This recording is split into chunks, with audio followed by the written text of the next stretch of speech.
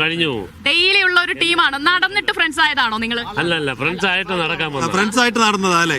അപ്പൊ എങ്ങനെയാണ്, എത്ര കാലം മുതൽ ഈ വഴിയിലൂടെ നടക്കാൻ തുടങ്ങിയത്? എത്ര കാലമായി? ഈ വഴിയിലല്ല, ഞങ്ങളുടെ ഈ ക്ലബ്ബ്, ഈ ഹെക്ടർ എന്ന് പറയുന്ന ക്ലബ്ബ് രൂപീകരിച്ചിട്ട് 93, 23, 24, 7, 25, 32.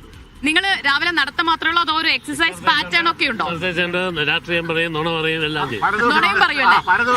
അതാണോ മെയിൻ? മെയിൻ രാഷ്ട്രീയവും പറയുമല്ലോ ഉറപ്പായും. തീർച്ചയായിട്ടും.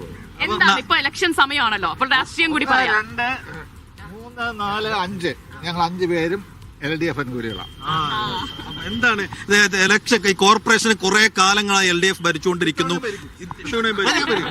അപ്പൊ ജനങ്ങളിലേക്ക് വികസനമൊക്കെ കാര്യമായി കഴിഞ്ഞ കാലങ്ങളിൽ എത്തിക്കാൻ കഴിഞ്ഞിട്ടുണ്ട്. ആ വികസനം തുടരണം എന്നാണ് പറയുന്നത്. സംശയമില്ലാത്ത കാര്യമാണ്. ഇനിയും മുന്നോട്ട് പോകാൻ കോർപ്പറേഷന്റെ കാര്യത്തിൽ തിരുവനന്തപുരം സിറ്റിയും നഗരവും ഒക്കെ കുറെ കൂടി വികസിക്കേണ്ടതുണ്ട്. അക്കാര്യത്തിലേക്ക് നിങ്ങൾക്ക് എന്തെങ്കിലും ആശയങ്ങൾ പുതിയ വരുന്ന ഭരണസമിതിക്ക് മുന്നോട്ട് വെക്കാനുണ്ടോ? പുതിയ ആള് വരുമല്ലേ, പുതിയ മേയർ വരും, അപ്പൊ പുതിയ ആശയങ്ങൾ വരും.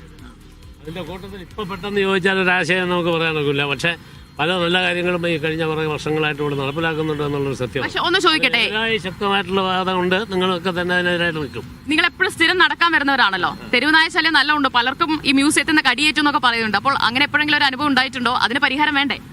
വേണം. പക്ഷെ അതിന് വേണ്ടതെന്ന് വരുമ്പോൾ നമ്മൾ അതിന്റെ ശരിയായിട്ടുള്ള കാരണം കണ്ടുപിടിക്കണം. ഒരു നിയമം ഉണ്ടാക്കി വെച്ചിട്ട് പട്ടിയെ പിടിക്കാൻ പാടില്ല എന്നും പട്ടിയെ പിടിച്ചാൽ AC റൂം ഉണ്ടാക്കണമെന്നൊക്കെ പറഞ്ഞ് പ്രായോഗികമല്ലാത്ത ഒരുപാട് നിയമങ്ങൾ വന്നപ്പോൾ അത് നടപ്പിലാക്കാൻ താഴെയുള്ള ആൾക്ക് ബുദ്ധിമുട്ടാണ്. ഇതിനുള്ള കാശ് ആര് കൊടുക്കും?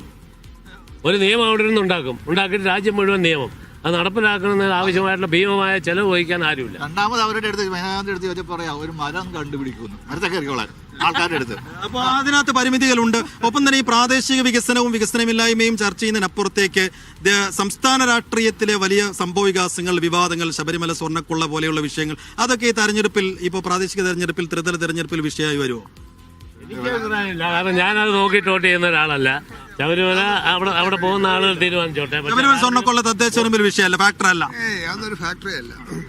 വികസനമില്ലായ്മ അതേ നോക്കൂ. വികസനമൊക്കെ അത് വരുന്നതാണ്, അതൊക്കെ കാര്യമായിട്ട് വരുന്നതാണ്. അതൊക്കെ ധാരാളം ഈ കഴിഞ്ഞ ഇതിന്റെ കാലത്തുണ്ടായിരുന്ന വികസനങ്ങൾ കണ്ടിന്യൂ ചെയ്ത്